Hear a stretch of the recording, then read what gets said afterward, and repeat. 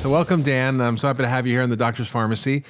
I want to just get into first a little about your background. How do you get into this whole idea of longevity and wellness? You were a journalist and an adventurer, and somehow you kind of came upon this sort of new career path of being an advocate for health and wellness.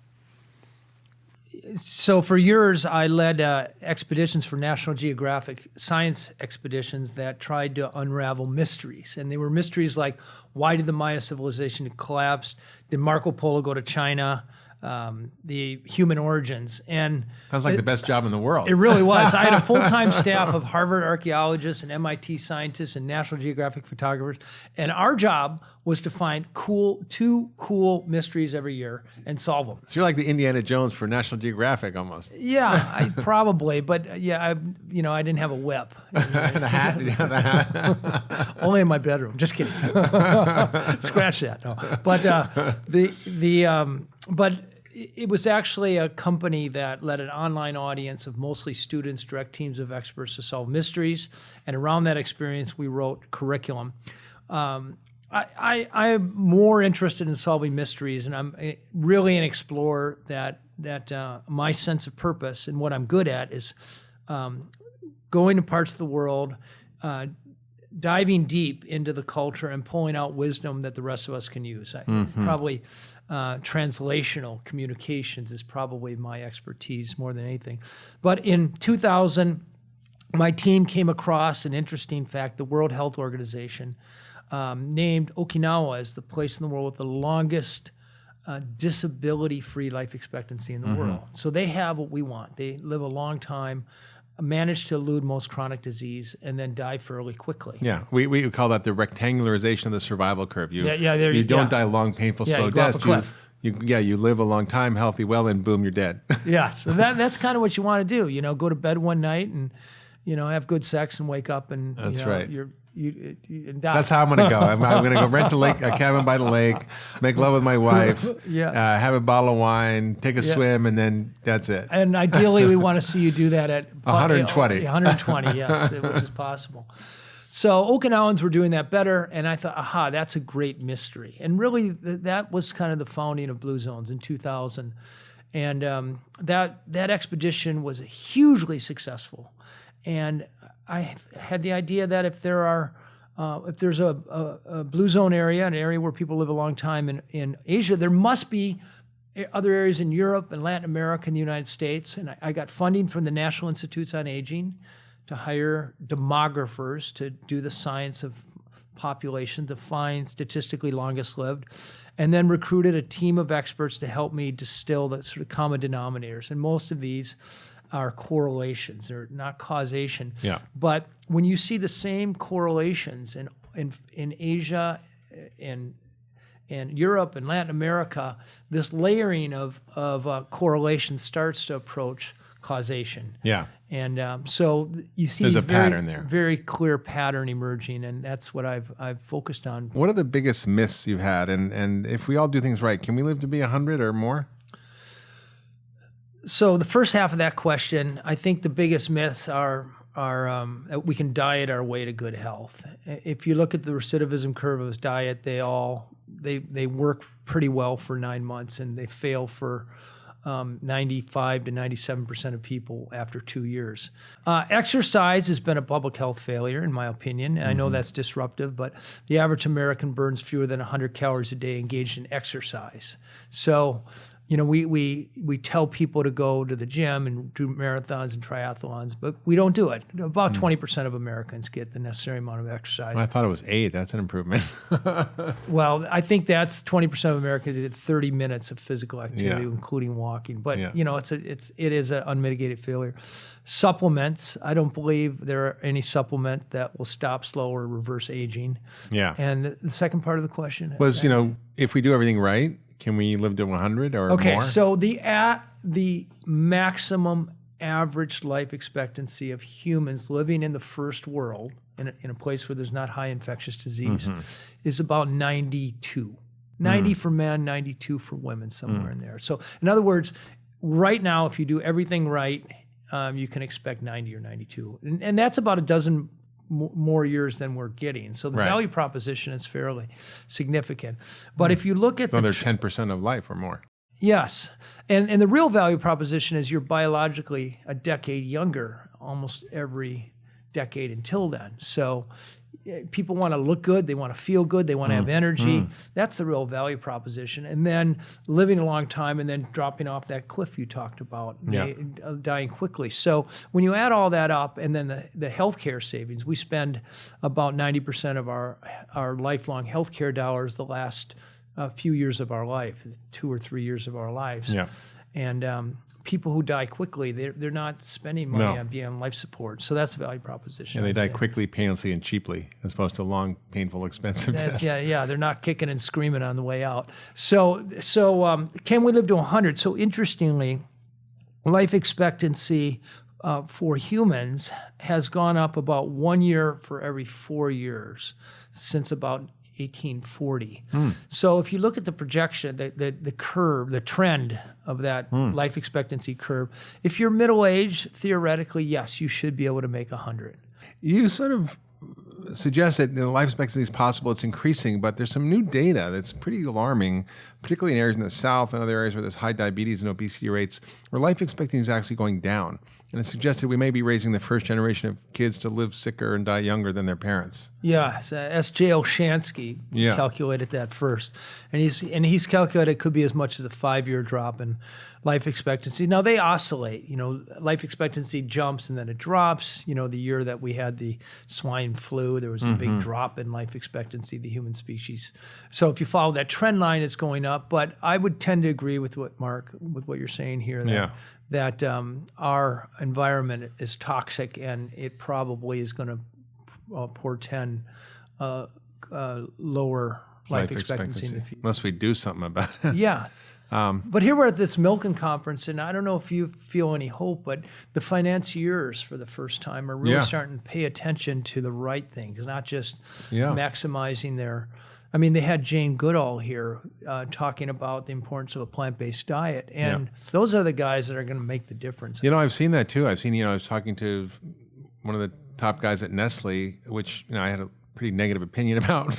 And they're focusing on regenerative agriculture. They're focusing on shifting to organic. They're focusing on changing the quality of their products. They're being pushed by the market forces that are driving them to make better choices. Same thing with, Pepsi. I was talking to the vice chair of Pepsi, and they're looking at how do we actually move towards a different form of agriculture and preserve water and soils. It's very interesting when you've got these big players trying to change their thinking about what they're doing. And, I still am a little dubious about it, but I think it's a good trend because, and there's a huge amount of investment. All the venture capitalists here talking about how do we invest in these new businesses that are driving more plant-rich diets, even Memphis meat, which is laboratory-grown meat that sort of takes away all the environmental and the moral issues around meat. Right. Which is pretty fascinating.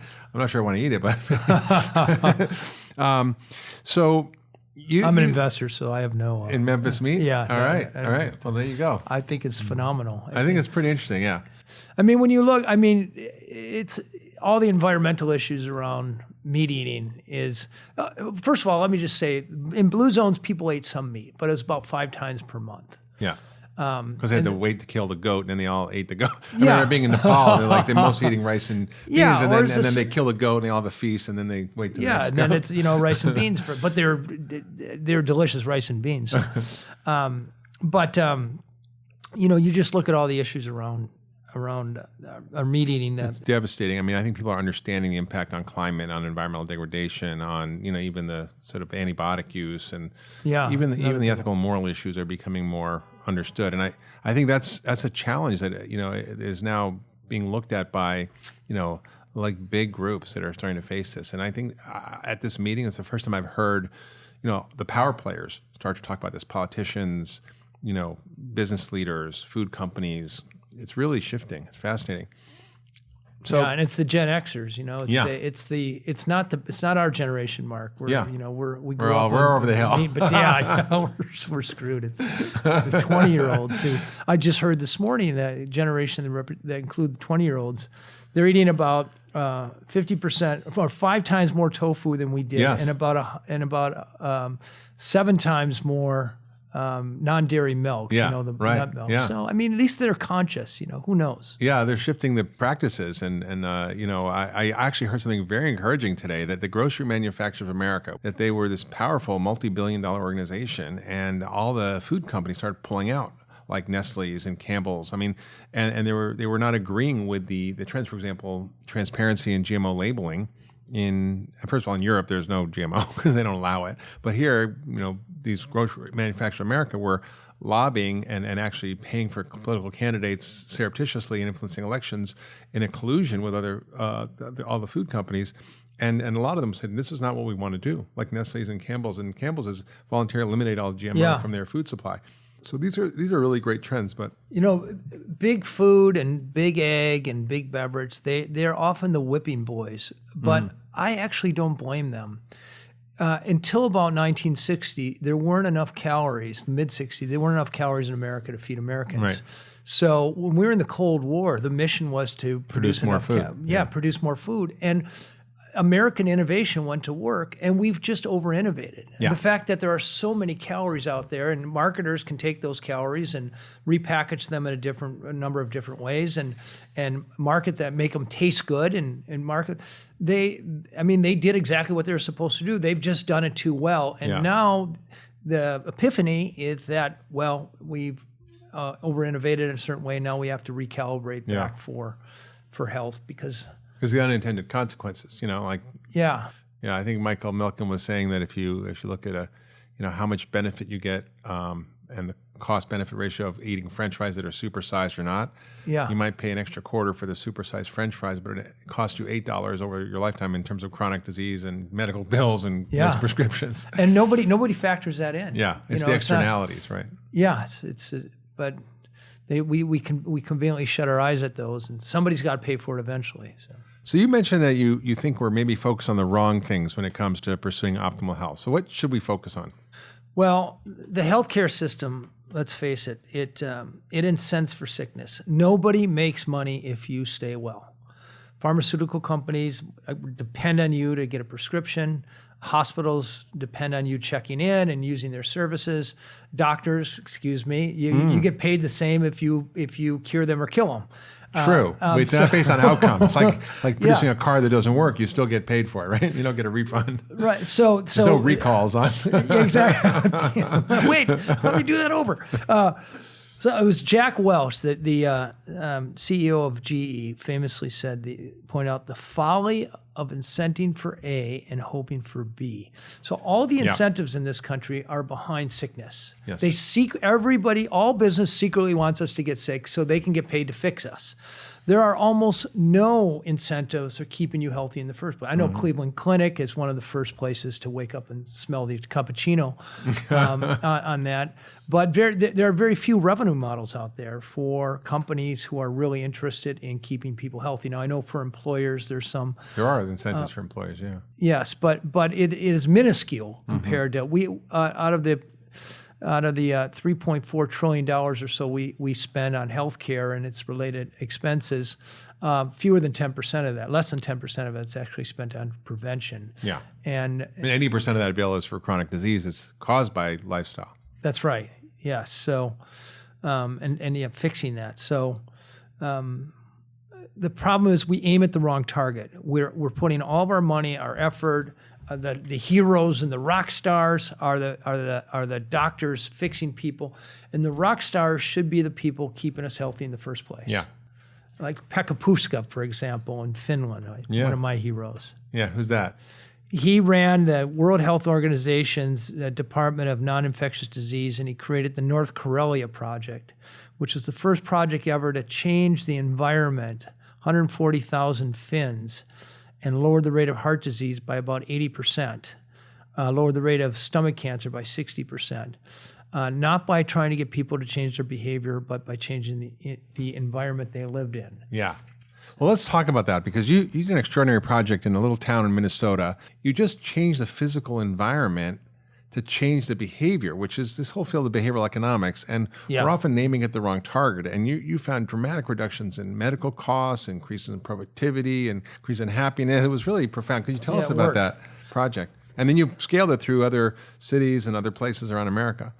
So if you go to places around the world where people are living a long time and people in their 90s are still standing on their head and water skiing at 100, it's not because they tried.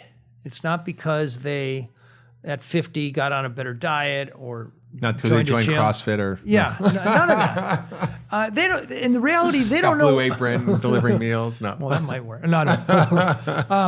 But longevity happened to them. They have no idea. By the way, they don't have genetic superiority. The same genes we have, a heterogeneous pool of population. The big aha in these blue zones areas around the world is that longevity was not something that was pursued. It's something that ensued from the right environment. Yeah. So the healthiest foods, beans and greens and nuts and tubers and grains, they're the cheapest and most accessible. The option to be lonely, which shaves about 8 years off your life expectancy, wasn't there because you couldn't walk out your front door without running into somebody you know. The social structures were different. The families and the communities, much closer, I would say, with social structures, and they were nudged into movement every 20 minutes or so. So people, you don't find people sitting at their desks 8 hours not doing anything. They're gardening and they're doing things by hand every time they go to work or friend's house, and occasions a walk. So based on that insight, and working with AARP at the time and the University of Minnesota School of Public Health, we created a blueprint for our city, auditioned 5 cities.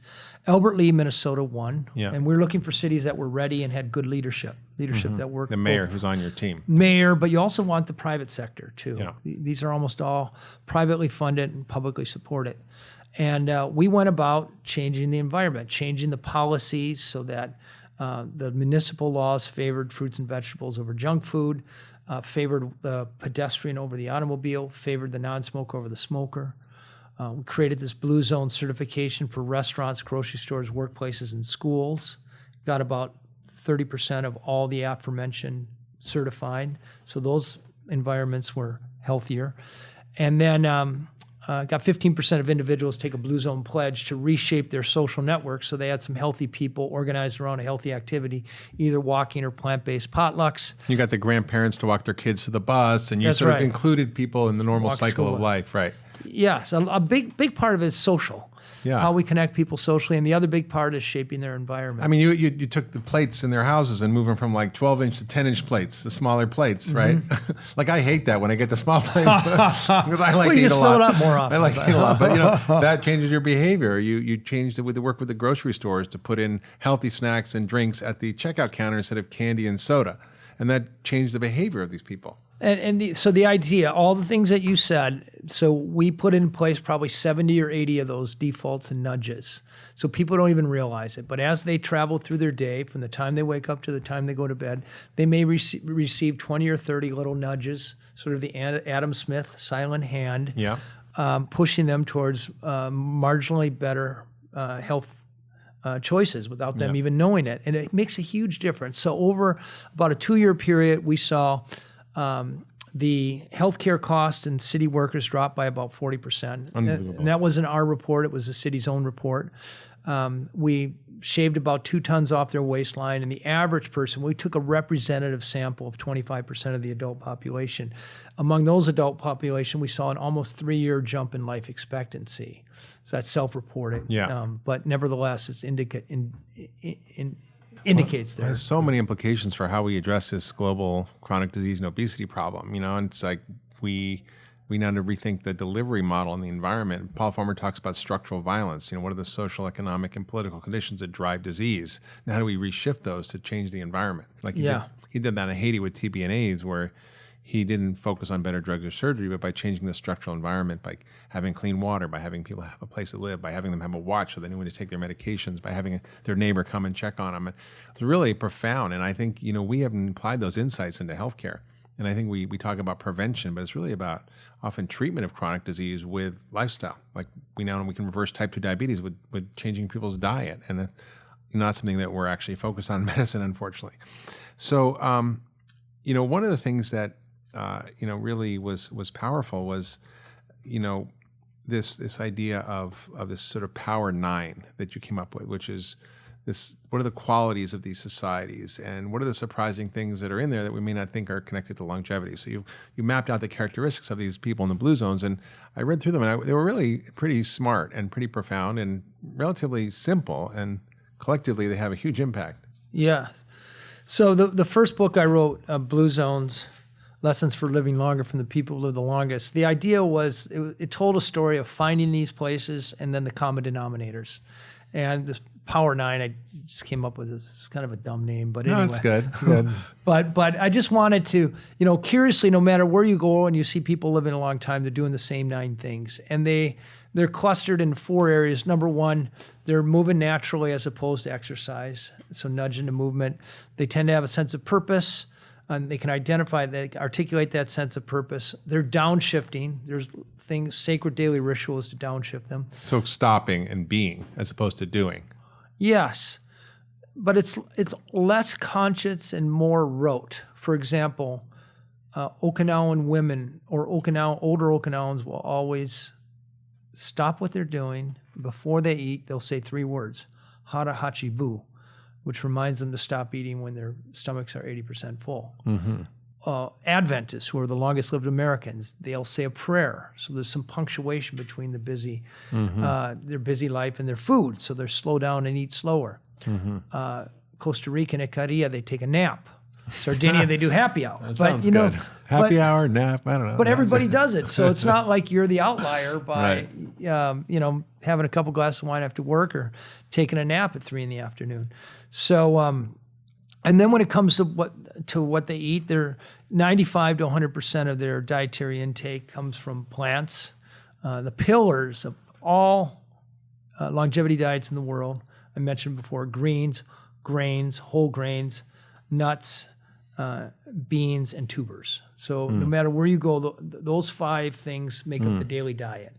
Eat meat about 5 times a month. Fish maybe 2 times a week, not less than you'd think. A lot of these communities are coastal communities, right? They look coastal. So they're Sardinia, Italy, Icaria, Greece, Okinawa, Japan, the Nicoya Peninsula of Costa Rica, and Loma Linda. 3 of those 5 are kind of island. 1 is a peninsula. But the blue zone areas are always inland. They're always up in the highlands. They tend to live on a slope. In fact, one of the biggest correlates to living a long time is the slope of the land on which you live. So live on a hill? Exactly. Yes. I live on a hill. I got a place up there. Well, yeah. And is that because you have to walk a lot up and down? Yeah. I mean, that makes sense to me, but that was studied very carefully in Sardinia. And the steeper the village, the longer the people lived. So, and then the foundation, the Power 9 Foundation was keeping investing in your family, being part of a faith, didn't matter what faith it was, and then really paying attention to the people you hang out with. Yeah. Probably the biggest determinant of your long-term health. So if your friends are drinking beer and eating cheeseburgers and fries and drinking Guess Coke, what you'll be eating, yeah. And if your all friends are drinking green juices and doing yoga, yep, you'll be healthy automatically, right? Yeah. So, yeah. Well, I wouldn't tell you to dump your old friends, unhealthy friends. I will say, get new healthy friends. Yeah, like Kathy Freston's out there. They're healthy vegans. I know that changed your life. How did that change your life? Getting I ate a lot more vegetables. I'll tell you that. Yeah, one of the things that you talk about is cooking and longevity, and people say they don't have time to cook, and it's a pain. It takes too long. How do you address that? And what's the connection between cooking and longevity? You hear this all the time. I'm so busy that I don't have time. Well, the reality, if Americans took stock in their lives and thought about what things they really get satisfaction out of, I'm guessing they could cut a lot of, soccer games or running off to the movie or where the kids need to be driven. 7 hours of screen time for the average person in America. Is it that a day. high now? Yeah, 2 hours on the internet. Yeah, and that didn't even exist before. So. Yeah. So when people tell me they don't have time, I kind of secretly roll my eyes. So taking the time to cook, especially with your family, can be one of the most pleasant things. And I know it's daunting for people to begin with, but if you really want to eat healthy, one of the keys is having the skills to make a few. I would say plant-based meals. Beans, I would say, is should be the main ingredient because they're hearty and they give you the protein you need. you got to cook them. You probably know the plant paradox, but Yeah. Raw beans definitely. yeah, don't crunch, raw. I want to kidney come back beans. to that about how do you take care of beans so they Yeah. take care of you as opposed to the way around. But the investment we should all be making is to learn how to make a half a dozen plant-based meals that we like.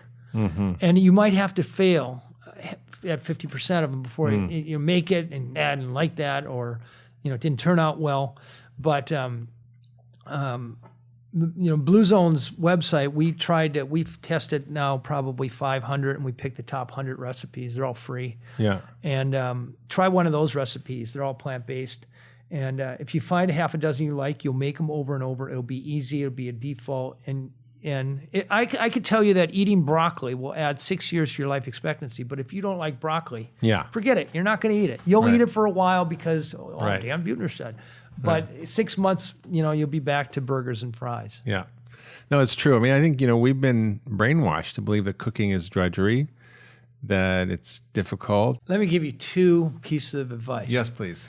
The crock pot Yeah. and high quality glass Tupperware. So, For storing your leftovers.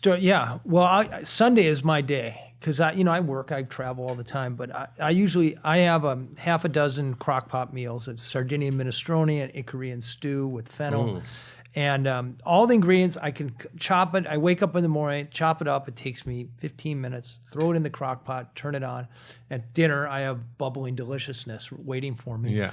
And we'll have dinner that night, and then I'll take all the leftovers and I put them in these glass 1-serving containers, and they have a plastic top. And I freeze them like that. So it's like a big hockey puck. So when I go to work, I like to bike to work. I'll just pull one out, throw it in my briefcase because it's frozen. Yeah. And then when I get to work, I take the plastic top off. I throw it in the microwave. So it's so easy. And then I put the top on, bring it home to wash it. Right. But those meals cost me probably $1.25. Yeah. They have as much protein as a regular hamburger. A healthier program, fiber. A lot more phytonutrients, vitamins, minerals. Yeah. It's like one giant supplement. Yeah. A stew of healthy amino acids, and it gets me through the day. So the bean thing is interesting because you talk about how a lot of these cultures consume a lot of beans, and there's been a lot of popular books out there lately saying that lectins are an issue and beans are concerning and that they can cause autoimmunity and inflammation, but you didn't really find that. And you sort of talk about actually how to prepare them to minimize some of these adverse consequences of beans. And when you look at these traditional cultures, they had very sophisticated ways of actually combining different foods, of cooking them, of breaking down these things that actually may be problematic. So can you talk a little bit about that? I think that was unfortunate propaganda about that being. About the lectins, you mean? Yeah. I mean, yes, if you eat them raw, they're a problem, but I mean, here we have 70% of Americans who are obese, a third are pre-diabetic, dropping dead of heart disease, and we're worried about lectin for crying out loud. It's silly. Right. I can tell you beyond a shadow of a doubt, the 5 cultures who are living the longest were eating beans almost every day and probably a cup of beans. And I would say that, as long as you cook them to a boil, the lectins aren't an issue. But the big issue is... Pressure cooking helps too? Pressure cooker will double the kombu, issue. what does that do? The seaweed? Yeah, seaweed. If you soak it with seaweed, if you soak takes care of the gas problem. It helps the gas problem. The reality of the gas problem is this: if you're eating meat, cheese, and eggs all the time, your gut bacteria is going to proliferate to optimally digest meat, eggs, and cheese. Sure. When you shift, and all of a sudden, if that's all you're eating, Egg McMuffins, and then all of a sudden you shift to a healthy bean-based food, diet. your gut bacteria is going to say, "What the hell is going on here?" It's going to be a war. Yeah, but that war only lasts for about a week or a week and a half, and then all of a sudden your gut bacteria shifts so it can break down those long-chain carbohydrates that are in beans to digestible carbohydrate, and you don't have that issue.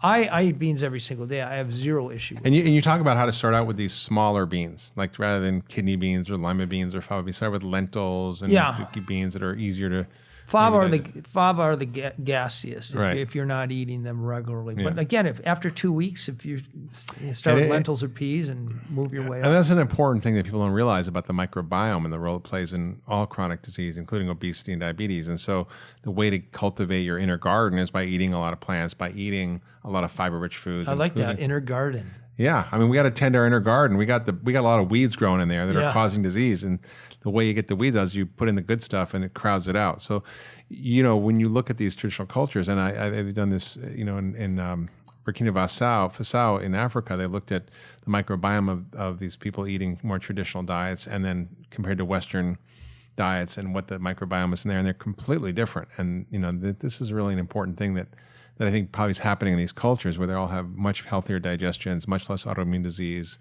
much more anti-inflammatory diets, which is really what's driving their longevity. Because we know the longevity is really related to two things. One is inflammation or lack of it, and two is your ability to handle sugar and insulin. So insulin sensitivity is a huge driver of longevity. So all the things that you're talking about help those properties. Yeah, the bacteria that favor meat, cheese, and eggs are going to also produce as a byproduct inflammatory biochemicals. But it's interesting, though, in the context, this guy at Cleveland Clinic did this interesting study, Stan Hazen, where he took meat eaters and then measured a molecule called TMAO. You know about this data? Yeah. And he measured this molecule that seems to be linked to heart disease. And then he somehow convinced vegans to eat a steak and then measured their levels, and they didn't produce this nasty molecule, even though they were eating the steak. Oh, interesting. So and it's because they had healthy gut bacteria that was not producing these chemicals. So, interesting. And there's some interesting data on meat and whether it's harmful or helpful, and a lot of it has to do with what the context of the overall diet is. My view on meat eating, in all honesty, in blue zones, people did eat meat. It was, they typically knew the name of the animal, and they took care of the animal for a long time, and then Jimmy the goat. And it was time for the wedding. But it was infrequent, often as a condiment. But for my blue zones work, and I work now in 26 cities with 26 blue zone projects, and I have a website meal planner. We made the decision to stay 100% plant-based on within the blue zone family. If you're eating 100% plant-based, most people, that you can pretty much turn off your brain if you're eating a whole food, diverse, the 5 foods I was talking about, you can be pretty sure you're getting all the nutrients. So there's some argument for pregnant women or, especially older people have a harder time digesting protein. But I just figure within the blue zone aura, 100% plant-based, and outside of blue zones, people can do whatever they want. It's true, but there is some evidence that, long-term vegan diets can lead to nutritional deficiencies unless you supplement, such as B12, omega-3 fats, vitamin D, iron, and even, protein. As we get older, there's some studies that show that people who eat less protein when they're younger do better, but as they get older, you need more protein for muscle mass. And there's a real sort of scientific debate going on now about the protein requirements as we get older and muscle mass. And muscle mass is the single biggest determinant of your insulin sensitivity, your hormone levels, and aging. So, you need 3 cups of beans to get what you'd get in a, 6-ounce piece of fish or chicken, right? So how do you reconcile that? But spinach, ounce for ounce, you get more protein out of spinach than you would out of beef. So the thing is, if you're... but you need an ounce of spinach is like a ton of spinach. I figured out you need I think 84 cups of broccoli to get what you'd get in your daily protein requirements if you're eating. Yeah, if you're just eating broccoli. Well, first of all, according to the CDC, the average American gets about twice as much protein as they need. So to your point, yes, when you get to be 70 or 80, you may need a more easily digestible form of protein. But I would argue that most Americans, our disease comes from overeating, and overeating the wrong kind of the food, which is usually meat. Not always. There's a few. 1% of meat is grass-fed, and if we ate it once or twice a week, there'd be no problem. But the reality is to send the message that it's okay to eat meat, or the longest lived people in the world eat meat, people take it the wrong way. And if we continue eating it the way we eat it, and we continue as experts keep sort of endorsing it, Of course, people want to hear it. People Right. love So they'll nothing take more the than message Dan the wrong Buettner way. say, eat Right, your right. pork. Right, Because right. it would justify, bacon tastes good. Right. I know I Pork met a guy chops who's a taste good. baconitarian. He only eats vegetarian, vegan, except for bacon. Yeah, I can't wait to see him when he's 70. So I think, I personally take it upon myself to be kind of an evangelist to bring people more. First of all, I know not everybody's going to go over and be vegan. Yeah. I don't think everybody should necessarily be vegan. But if I can pull them from their, on average 2 servings a day to 2 servings a week, I feel like I've done a big Yeah, no, service. clearly. And you're right, defining the quality of the meat matters. If it's all like grass-fed bison from Yeah, Montana, but nobody gets that. that's different, right? Yeah, And you but can't that's afford it. increasing. There's an increasing movement to shift agriculture from factory farms to Yeah, but there's no way that 320 million people, if we all had a serving of grass-fed beef every day, there's not enough land in America to feed. So Right. the reality is we end up defaulting to the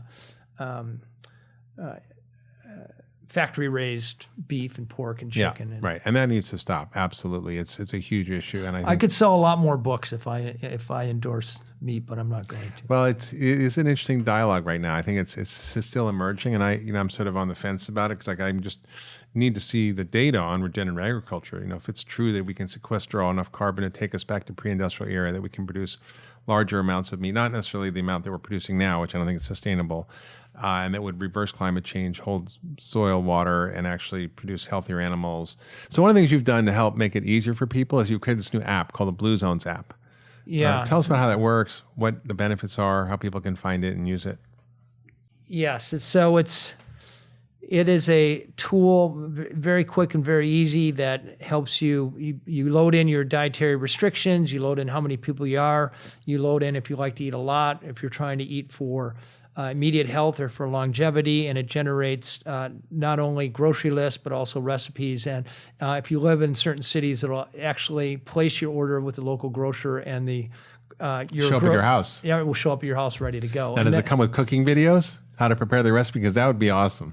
That we're waiting for Mark Hyman to come in and do. We'll do it together. We'll cook some great meals together. No, Get the but it crock took pot out and chopping. It's the newest thing. I'm actually very excited about, because so I started out with Blue Zones talking about purpose and the importance of the family and downshifting. But at the end of the day, you realize that the runway for health for most Americans is what we eat through our mouth. We eat 3 times a day. There are networks. People love to eat. So in the last year or two, I've been really focusing on food and trying to really think through what the longest lived people ate and how to translate it for American populations. Mm-hmm. And the meal app is one, and these recipes that we've curated. And I'm doing a book with National Geographic now, and another story for the magazine, where we've gone back to all 5 of the Blue Zones areas, got people over 70 to cook for us, because in all the Blue Zones areas, since about 1970, there's a big sea change. They started adopting the standard American diet, so their health is starting to go to hell. But we had these old people cooking their traditional recipes, and they're all peasant. They're delicious. They have hundreds of years of culinary wisdom baked into them, and the techniques and the amounts and the way they cook them. So, and I had this great photographer, David McLean. I think he's the best photographer at National Geographic. Shoot the setting, the preparation, the people cooking, the final dish, and then I'm trying to take the science. So the final book will be kind of a blend between a cookbook and a National Geographic. I love that. Well, if you ever need a doctor to go along your trips, travel. There we go. I'm down. I'm going to go. All right, Okinawa next week. So if you were king for a day and had the power to change our landscape around health and wellness and longevity, what would you do in terms of policy, law, change the community? I love that question. I've thought about that. Yeah. Number one, I'd raise the price of gas. You'll hate me for people are going to spit on my grave for this, but That's okay. I raise the price of gasoline to $15 a gallon. That will drive us out from behind our steering wheels onto our feet, which is about half of the problem. And if you have olive oil, you get thousands of miles per gallon, right? But I want people, the happiest. I just wrote a cover story on happiness for National Geographic. I saw that. The happiest people in America are living in places where it's very bikeable and walkable. There's a very high correlation. And we're not going to start designing our cities for humans until we wean ourselves from the car habit we have. The amount we've driven over the last, since 1980 is about tripled. We spend way too much money in our car. And then, the biggest problem, so I'd say part of the problem with what we eat is our eating as much animal food as we do. And the reason we do is because the inputs, the corn, soybeans, wheat, are so heavily subsidized. The real cost of a $5 hamburger is probably $80. Exactly. If you take so if we actually had to pay the real price of a hamburger, we'd eat it once a week, which would be fine. What's the real cost of a can of Coke, right? Yeah, same thing. There's all these subsidies. So I would take away those subsidies, those agricultural subsidies that enable us to buy these really cheap inputs and then create these pretty unhealthy foods. And those, by the way, came under Nixon because the price of meat and milk were going up, and he thought it was bad to get elected in that environment, and so he changed agricultural policies to promote the production of excess food at lower costs. Earl Butz. That was his real name, Earl Butz. Yeah, it was, Secretary of Agriculture under Nixon. And, it wasn't a bad idea then, actually. We didn't have an obesity problem in 1968. We thought we did, but we didn't. Yeah, it was about 1/3 of what it is today. So, and then I think in schools, we teach kids how to cook. The No Child Left Behind, instead of teaching them math, they should be taught right away. There's a very successful program in France called the EPOD program that teach first graders. It's a 6-week program that teach first graders what a vegetable is, what it smells like, what it sounds like, finally what it tastes like. And there's so many kids. We work in the beach cities of California here. And about 40% of the kids in that community could not correctly identify a banana as a fruit. So, Jamie Oliver did that show where he looked at in West Virginia these kids trying to ask them what an eggplant was or a tomato or an apple. They couldn't identify them. So, what we eat drives our productivity. It drives our healthcare costs. It drives our happiness. We should be teaching this in the first grade. Like math, it should be a basic skill. So, what else would you do if you were a king? Cooking and changing the diet and yes. So I would limit the number. I'm not saying there shouldn't be fast food, but cities can choose to limit the number of fast foods. I wouldn't have any billboards at all, any place. The happiest cities in America have no billboards. Who likes billboards, by the way? Nobody. Except the guy who owns them and the advertiser. There's a direct correlation between the amount of billboard junk food advertising and the obesity rate of the adjacent population. And food marketing as a whole. Yes. Billions of dollars. So a law that completely eliminates that, I would probably make sodas a lot more expensive. They're the number one source of refined sugars in the American diet. I would say second only to tobacco as a public health menace. And we ought to. They've exceeded in terms of global chronic disease, obesity, and diet-related diseases far outstripping smoking now. I didn't know that, but so the industry ought to pay for that, or we ought to pay the real costs for it. And that would make the problem go away. Right. So it would make me unpopular with people who love Coke. But no, the externalities have to be included in the price. Prince Charles talked about accounting for sustainability in his book, The Future of Food. It was a speech he gave at George Washington University, and basically said, we're not accounting for all the hidden costs of the degradation of the environment, the climate change, the loss of soil, the depletion of our water supplies, the chronic disease burden, the educational productivity losses, and kids who can't function or go to college. All those things are not included in the price of the food we're eating. And you're right, we've subsidized food so that fast food and junk food is 40% less, and fruits and vegetables are 40% more since the 1970s, which is a problem. Yeah, so that's why are people, now you know why people are buying those things. The last thing I do is I take a big chunk of the healthcare budget and probably, tighten up on the number of heroic interventions that typically are very expensive and shift that money to prevention. Yeah. So Costa Rica, which I just covered in this book, Blue Zones of Happiness, every man, woman, and child in that entire country has the right of 1 visit a year from a healthcare ambassador. They'll spend a half hour with you. They'll take your blood pressure, check you for diabetes, for depression. They'll go out in your backyard and look for standing water. They'll look in your kitchen to look for signs of chronic disease. They're catching chronic diseases before it's a 3-alarm, 6-figure issue. They spend 1/15 the amount on healthcare that we do in the United States and have about 20% lower rate of lower mortality, middle-age mortality than we do. So they're healthier. They spend a fraction, but they're, instead of spending $1,000 fixing the disease, they're spending $1 to prevent it. And we ought to be doing that, but we don't have the political courage. Our leaders don't have the political courage to shift. That's true. We're looking at food pharmacies as a sort of a medical intervention. That's a great doctors idea. create prescriptions. They found for a diabetic, $1,000 prescription that we pay for will save $24,000 on the back end. Yeah. It's pretty amazing. Well, this has been a great conversation. Yeah, People can find you where at BlueZones? BlueZones.com. Yes. And, amazing work because Facebook it combines the two things that I'm most passionate about, which is the power of food and the power of community and building that sort of social structures that drive healthy behaviors, which is like it's where all we have interconnected. to go. It's the diets and exercise. They don't stand on their own. I think of it. It's like collagen.